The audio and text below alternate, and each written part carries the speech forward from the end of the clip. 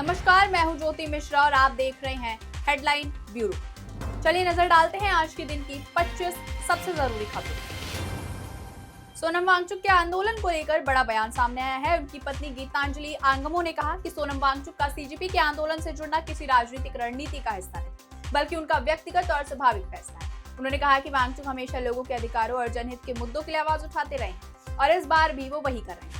इसके साथ ही सोनम वांगचुक के अनशन को लेकर देश और विदेश से आवाजें उठ रही हैं। गाजीपुर में लोगों ने उनके समर्थन में सांकेतिक अनशन किया। वहीं अमेरिका में रहने वाले भारतीय मूल के शिक्षाविद और सामाजिक कार्यकर्ता ने प्रधानमंत्री नरेंद्र मोदी को पत्र लिखकर सरकार से सोनम वांगचुक से बातचीत शुरू करने की अपील की। उनका कहना है कि लोकतांत्रिक तरीके से उठाई जा रही मांगों का समाधान संवाद से होना चाहिए। वहीं दिल्ली हाईकोर्ट ने बुधवार को केंद्र और दिल्ली सरकार को निर्देश दिया था कि वो ये पक्का करे कि क्लाइमेट एक्टिविस्ट सोनम वांगचुक की मेडिकल हालत पर रोजाना क्लिनिकल और दूसरे तरीकों से नजर रखी जाए। वहीं विदेश से दिल दहला देने वाली खबर सामने आ रही है। अल्जीरिया के एल ओएट प्रांत में एक अनाथालय में भीषण आग लगने से कई बच्चों और कर्मचारियों की मौत हुई, जबकि कई लोग झुलस गए हैं। यह आग राजधानी अल्जीरियस के पूर्व में स्थित मोहम्मदिया के एक सरकारी बाल संरक्षण केंद्र में गुरुवार तड़के करीब 3:30 बजे लगी। इस हादसे में बच्चों समेत 11 लोगों की मौत हो गई है, जबकि 19 लोग घायल हुए हैं। ये केंद्र अनाथ, बेसहारा और विशेष जरूरत वाले बच्चों की देखभाल करता था। हादसे के बाद दमकल और राहत की टीमें तुरंत मौके पर पहुंची। मामले की जांच शुरू हो चुकी है। अब अगर आपका बच्चा सीबीएसई में पढ़ता है तो ये खबर आपके लिए बेहद अहम है। सुप्रीम कोर्ट ने सीबीएसई से कहा है कि फिलहाल कक्षा 9 में तीसरी भाषा लागू न की जाए। कोर्ट ने स्पष्ट किया है कि जब तक इस मामले पर पूरी सुनवाई नहीं हो जाती तब तक कोई नया नियम लागू नहीं किया जाएगा। याचिका में नई भाषा नीति को चुनौती दी गई है और अगली सुनवाई तक यथास्थिति बनाए रखने के निर्देश दिए गए हैं। वहीं फुटबॉल प्रेमियों के लिए बड़ी खबर है। फीफा वर्ल्ड कप 2026 का दूसरा सेमीफाइनल आज इंग्लैंड में अर्जेंटीना के बीच खेला जाएगा। दोनों टीमें फाइनल में जगह बनाने के इरादे से मैदान में उतरी हैं। दुनिया भर के करोड़ों प्रशंसकों की नजर इस हाई वोल्टेज मुकाबले पर टिकी है, क्योंकि जीतने वाली टीम सीधे फाइनल में पहुंचेगी। मेजर लीग क्रिकेट 2026 के एलिमिनेटेड मुकाबले में वॉशिंगटन फ्रीडम ने एमआई न्यूयॉर्क को 6 विकेट से हराकर इतिहास रच दिया। ऑकलैंड में खेले गए मुकाबले में स्टीव स्मिथ की कप्तानी वाली फ्रीडम ने एमआई न्यूयॉर्क के खिलाफ रिकॉर्ड तोड़ रन चेंज किया। इसके साथ ही आईपीएल फ्रेंचाइजी पंजाब किंग्स का रिकॉर्ड टूट गया। पंजाब किंग्स ने अरुण जेटली स्टेडियम में दिल्ली कैपिटल्स के खिलाफ 265 रन चेज किए। निकोलस पूरन के एमएलसी में सबसे तेज शतक 31 गेंद की मदद से एमआई न्यूयॉर्क ने 20 ओवर में 266 स्कोर बनाया। इसके साथ ही फ्रीडम ने स्टीव स्मिथ और एंड्रस गॉस के साथ तीसरे विकेट के लिए जबरदस्त साझेदारी करते हुए 89 गेंदों में 241 रन बनाए और मैच पर पकड़ बनाई। वहीं कामकाजी महिलाओं के लिए राहत भरी खबर है। तेलंगाना हाईकोर्ट ने राज्य सरकार को निर्देश दिया है कि कॉलेजों में कार्यरत महिला शिक्षकों को दूसरी गर्भावस्था में भी 180 दिन का मातृत्व अवकाश दिया जाए। कोर्ट ने ये फैसला उस महिला व्याख्यात की याचिका पर दिया जिसने पहली गर्भावस्था में जुड़वा बच्चों को जन्म दिया था और दूसरी बार छुट्टी से वंचित कर दी गई। वहीं टीएमसी में बगावत के बीच बीजेपी पर भड़की ममता बनर्जी। कहा, आप चाहते हैं कि मुझे हार्ट अटैक आ जाए लेकिन मैं तब तक जिंदा रहूंगी। ममता बनर्जी के इस बयान से बंगाल की सियासत गर्मा गई है। पार्टी में मची उथल पुथल के बीच ममता ने अभिषेक बनर्जी का खुलकर बचाव किया और बीजेपी पर निशाना साधा है। साथ ही पार्टी छोड़ने वाले नेताओं को गद्दार बताते हुए कहा कि उन्होंने राजनीतिक अस्तित्व बचाने के लिए अपना विवेक नहीं बेचा। इसके साथ ही तृणमूल कांग्रेस में जारी बगावत के बीच पूर्व मुख्यमंत्री ममता बनर्जी को एक और झटका लगा है।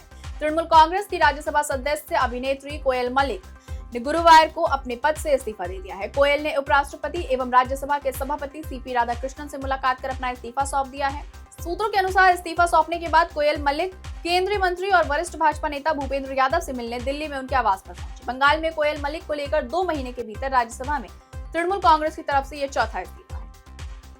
पश्चिम बंगाल के पूर्व मुख्यमंत्री बुद्धदेव भट्टाचार्य की पत्नी मीरा भट्टाचार्य की सुरक्षा फिर बहाल की जा रही है। रिपोर्ट्स के मुताबिक मुख्यमंत्री शुभेंदु अधिकारी की समीक्षा बैठक के बाद उनके पास एवेन्यू स्थित आवास पर सुरक्षा कर्मियों की दोबारा तैनाती का फैसला हुआ है। बुद्धदेव भट्टाचार्य के निधन के बाद करीब 1 साल पहले ये सुरक्षा हटा ली गई। मोदी कैबिनेट के 7 बड़े फैसले, 2,19,000 करोड़ की योजनाओं को मंजूरी। सेमीकंडक्टर से लेकर मोबाइल मैन्युफैक्चरिंग और खाद तक केंद्र सरकार ने 7 बड़े फैसले पर मुहर लगाई है। प्रधानमंत्री नरेंद्र मोदी की अध्यक्षता में हुई कैबिनेट और सीसीईए की बैठक में करीब 2,19,353 करोड़ रुपए की योजनाओं को मंजूरी मिली है। केंद्रीय मंत्री अश्विनी वैष्णव के मुताबिक इनमें सेमिकॉन 2.0, मोबाइल फोन मैन्युफैक्चरिंग और यूरिया से जुड़ी नई नीतियां शामिल हैं। वहीं बारिश की फुहारों के बीच भगवान जगन्नाथ गर्भगृह से बाहर निकले हैं और इसी के साथ पावन रथ यात्रा का शुभारंभ हो गया है। पुरी में भगवान जगन्नाथ, बलभद्रा और सुभद्रा की रथ यात्रा में लाखों श्रद्धालु शामिल हुए। देश के कई राज्यों में भी रथ यात्रा निकाली गई।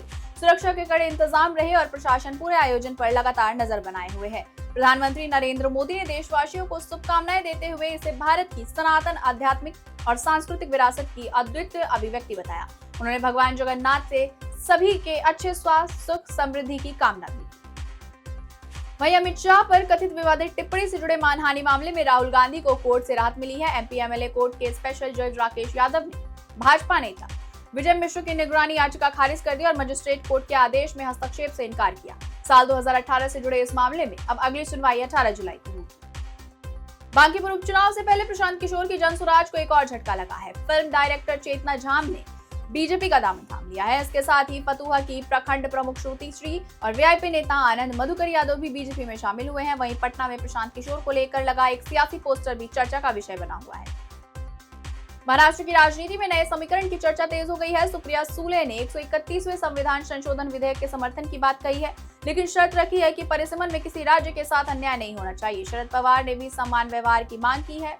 इस रुख से सियासी अटकलें जरूर पड़ी हैं। हालांकि इसे एनडीए में जाने का संकेत मानना अभी जल्दबाजी होगी। जिस रूस से भारत बड़े पैमाने पर कच्चा तेल खरीदता है, अब वही रूस पेट्रोल की जरूरत के लिए भारत की तरफ देख रहा है। रिपोर्ट्स के मुताबिक यूक्रेन के ड्रोन और मिसाइल हमलों में रूसी रिफाइनरी को नुकसान पहुंचाने के बाद वहां पेट्रोल की किल्लत बढ़ गई है। बताया जा रहा है कि रोसनेफ्ट, गजप्रोम नेफ्ट और लुकोइल जैसी रूसी कंपनियां अतिरिक्त पेट्रोल आपूर्ति के लिए भारतीय रिफाइनरी से बातचीत कर रही है। समझौता होने पर आपूर्ति अंतर्राष्ट्रीय ट्रेडिंग कंपनियों के जरिए की जा सकती है। हरिद्वार में व्यवस्थाओं को दुरुस्त करने के लिए डीएम और एसएसपी ने शहर से लेकर देहात तक नहर पटरी का निरीक्षण किया। इस दौरान अधिकारियों ने साफ सफाई, बैरिकेडिंग, प्रकाश व्यवस्था, पेयजल और चिकित्सा सुविधाओं का जायजा लिया। साथ ही जहां भी कमियां मिली वहां जरूरी सुधार कार्य तत्काल पूरा करने के निर्देश दिए गए। पश्चिम बंगाल में नई बीजेपी सरकार बनने के 2 महीने के भीतर सीमा पर फेंसिंग का काम तेज कर दिया गया है। सरकार ने बीएसएफ को 1000 एकड़ से ज्यादा जमीन उपलब्ध कराई है। इसका मकसद सीमा सुरक्षा को मजबूत करना और अवैध घुसपैठ पर रोक लगाना है। सीमावर्ती इलाकों में फेंसिंग से बीएसएफ की निगरानी और सुरक्षा व्यवस्था को मजबूती मिलने की उम्मीद है। वहीं थलपति विजय का एक अलग अंदाज देखने को मिला है। जब वो खुद राशन की दुकान पर पहुंचे, इस दौरान उन्होंने लोगों को राशन बांटा और व्यवस्थाओं की जांच भी की है। विजय के इस ग्राउंड जीरो अंदाज की तस्वीरें सोशल मीडिया पर वायरल हैं। समर्थक इसे उनके सेवा और प्रशासन के अनोखे तौर तरीके के रूप में पेश कर रहे हैं। केंद्रीय मंत्री डॉक्टर जितेंद्र सिंह ने कहा कि दुनिया अगली औद्योगिक क्रांति की तैयारी कर रही है और भारत भी इसके लिए पूरी तरह तैयार है। उन्होंने बताया कि बायो ई3 नीति के जरिए जैव प्रौद्योगिकी को बढ़ावा दिया जा रहा है। वर्ष 2014 में देश में कुछ 100 बायोटेक स्टार्टअप थे और आज इनकी संख्या 11,000 से अधिक हो चुकी है। वहीं रामपुर से बड़ी प्रशासनिक खबर सामने आई है। आजम खान की जौहर यूनिवर्सिटी के मुख्य गेट के पास करीब 10 साल बाद फिर से काउंसलिंग सेंटर खोल दिया गया है। सड़क और प्रवेश मार्ग को लेकर लंबे समय से विवाद चल रहा था। प्रशासन का कहना है कि अब छात्रों और अभिभावकों को आने जाने में पहले जैसी परेशानी नहीं होगी। वहीं देश भर में पेट्रोल में E20 के इस्तेमाल को बढ़ावा दिया जा रहा है। इसी बीच रायपुर में E20 पेट्रोल से कार के इंजन के खराब होने का मामला सामने आया है। इससे जुड़े मामले में कंज्यूमर कोर्ट ने मारुति सुजुकी इंडिया लिमिटेड और उसके अधिकृत डीलर को जिम्मेदार ठहराया है। कोर्ट ने कहा है कि नई कार दी जाए या 20 लाख लौटाए जाएं। कोर्ट ने माना कि गाड़ी का इंजन E20 फ्यूल के हिसाब से नहीं था, फिर भी कार कस्टमर को बेची गई। कोर्ट ने कहा कि 45 दिनों के अंदर ग्राहक को उसी मॉडल की नई कार दी जाए जो E20 फ्यूल के अनुकूल हो। अगर ऐसा नहीं किया जाता तो कंपनी को वाहन की पूरी कीमत करीब 20,05,000 रुपए और अन्य खर्च भी लौटाने होंगे। E20 से कार खराब होने पर कस्टमर को मुआवजा देने का ये देश का पहला मामला है। वहीं दिल्ली में संसद सत्र से पहले सियासी हलचल तेज हो गई है। कांग्रेस अध्यक्ष मल्लिकार्जुन खड़गे की अध्यक्षता में पार्टी नेताओं की बैठक हुई। बैठक में महंगाई, बेरोजगारी, मणिपुर किसानों के मुद्दे और हाल की राष्ट्रीय घटनाओं को संसद में मजबूती से उठाने की रणनीति बनाई गई। पार्टी का कहना है कि सरकार से हर अहम मुद्दे पर जवाब मांगा जाएगा। पार्टी ने अपनी बैठक में कई प्रस्तावित विधेयकों पर चर्चा की और तय किया कि विपक्षी दलों के साथ मिलकर इनके खिलाफ आवाज उठाई जाएगी। संसद के आगामी मानसून सत्र में सरकार जिन प्रमुख विधेयकों को लाने की तैयारी कर रही है, उनका पार्टी पुरजोर विरोध करेगा। इसके साथ ही उनका कहना है कि कुछ मुद्दे ऐसे हैं जिनको वो विशेष रूप से उठाएंगे, जैसे चंदे की चोरी और विश्वासघात। प्रभु श्री राम मंदिर के संबंध में रोज नए खुलासे हो रहे हैं। नीट और E20 घोटाले जैसे कई मुद्दे भी हैं, जिसमें कई भाजपा वरिष्ठ नेता और उनके बेटे भी शामिल हैं। ऐसे मुद्दों को कांग्रेस उठाने वाली है। वहीं संसद सत्र से पहले परिसीमन का मुद्दा फिर गर्मा गया है। कांग्रेस अध्यक्ष मल्लिकार्जुन खड़गे ने प्रधानमंत्री नरेंद्र मोदी को पत्र लिखकर परिसीमन पर सर्वदलीय बैठक बुलाने की मांग की है। उनका कहना है कि ये मुद्दा पूरे देश और राज्यों के प्रतिनिधित्व से जुड़ा है, इसीलिए किसी भी फैसले से पहले सभी राजनीतिक दलों से व्यापक चर्चा होनी चाहिए। परिसीमन विवाद पर विपक्ष की ओर से एक और अहम प्रतिक्रिया सामने आई है। शिवसेना यूबीटी नेता संजय राउत ने कहा कि अगर सरकार विपक्ष के सुझाए गए संशोधनों को स्वीकार कर लेती है तो परिसीमन विधेयक पर दोबारा विचार किया जा सकता है। उन्होंने कहा कि विपक्ष का विरोध सिर्फ विरोध के लिए नहीं है, बल्कि राज्यों के साथ न्याय और समान प्रतिनिधित्व सुनिश्चित करने के लिए है। वहीं दिल्ली आबकारी नीति मामले में बड़ा अपडेट सामने आया है। दिल्ली हाईकोर्ट ने पूर्व मुख्यमंत्री अरविंद केजरीवाल और पूर्व शिक्षा मंत्री मनीष सिसोदिया को जवाब दाखिल करने के लिए आखिरी मौका दिया है। अदालत ने साफ कहा है कि अगली सुनवाई तक जवाब नहीं दिया तो मामले की सुनवाई उपलब्ध रिकॉर्ड के आधार पर आगे बढ़ाई जाएगी। अदालत ने केजरीवाल सहित अन्य को 2 सप्ताह के अंदर अपना जवाब दाखिल करने को कहा है। वहीं उत्तर प्रदेश के सोनभद्र से विकास से जुड़ी अहम खबर सामने आई है। जापान की JICA और नीति आयोग की संयुक्त टीम सोनभद्र पहुंचकर जिले में चल रही विकास परियोजनाओं का मूल्यांकन करेगी।